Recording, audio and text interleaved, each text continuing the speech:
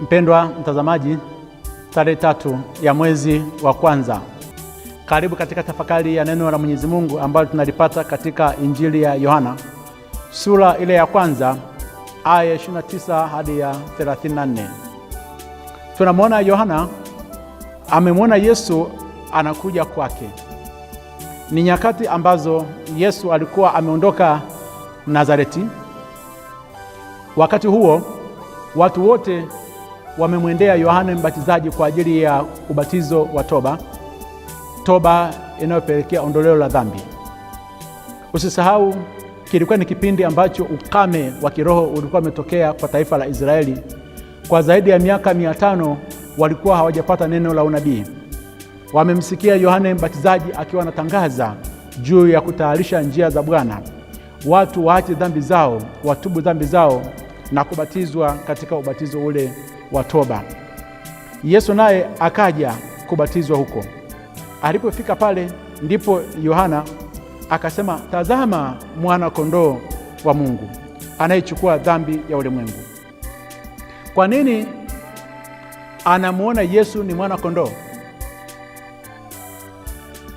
Watu wengine wamemuona ni kijana ambaye ametoka Nazareti, yupo katikati ya makundi.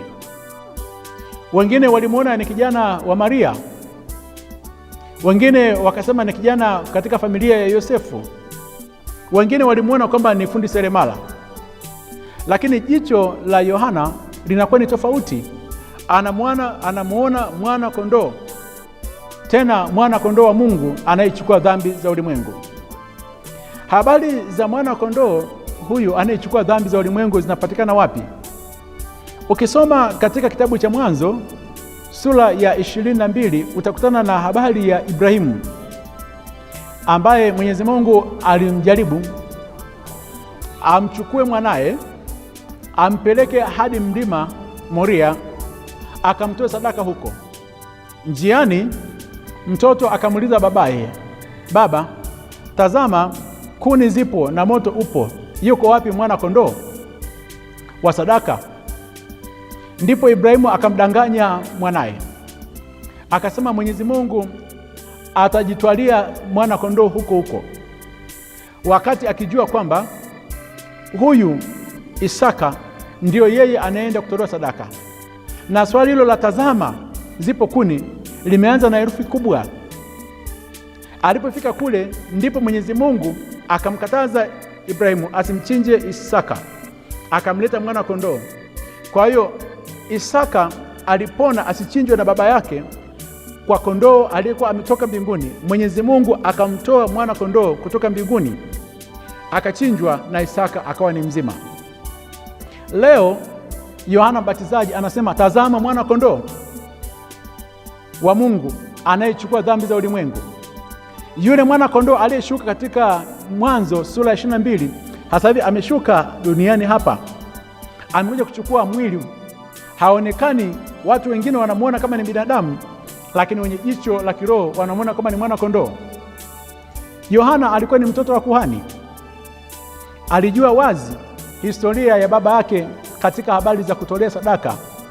Kila asubuhi kondoo alikuwa anachinjwa na jioni kondoo alikuwa anachinjwa kwa ajili ya msamaha wa dhambi za wana wa Israeli.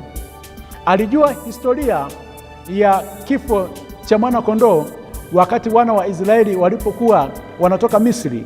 Damu ya yule mwana kondoo ilipopakwa katika miimo ya milango, wana wa Israeli wakawa salama, na wale wote ambapo damu ya mwana kondoo haikuwamo katika miimo ya milango waliuawa. Malaika wa kifo alipita akawaua wale wote ambao damu haikuwa katika miimo ya milango yao. Anapomuona Yesu, anawaambia watu kwamba damu ya Yesu Kristo itawalinda, itaondoa dhambi zenu zote. Damu ya Yesu Kristo itawapatia ushindi, na Yesu anakuja kufa kwa ajili yetu sisi, kuweza kutukomboa kutokana na dhambi na mauti ambayo tumeyarithi kutoka kwa wazazi wetu.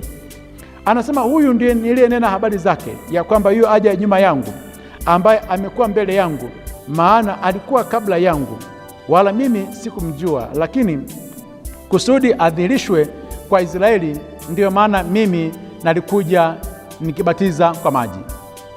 Siku ya leo, siku 3 tu baada ya kuanza mwaka mpya, na kushauri mtazame mwana kondoo wa Mungu Yesu Kristo, ambaye yeye ndio anakuja kuondoa kila aina ya ubaya ambao uko mbele yako. Mtazame mwana kondoo wa Mungu, usimtazame mtu mwingine yote katika mwaka huu mzima wote.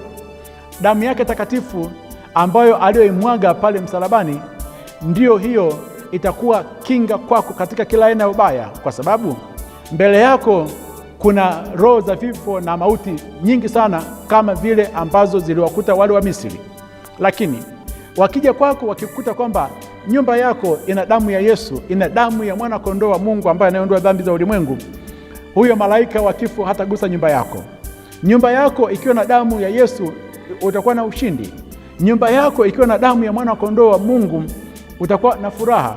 Yaani yeye atachukua mauti na wewe utakuwa salama.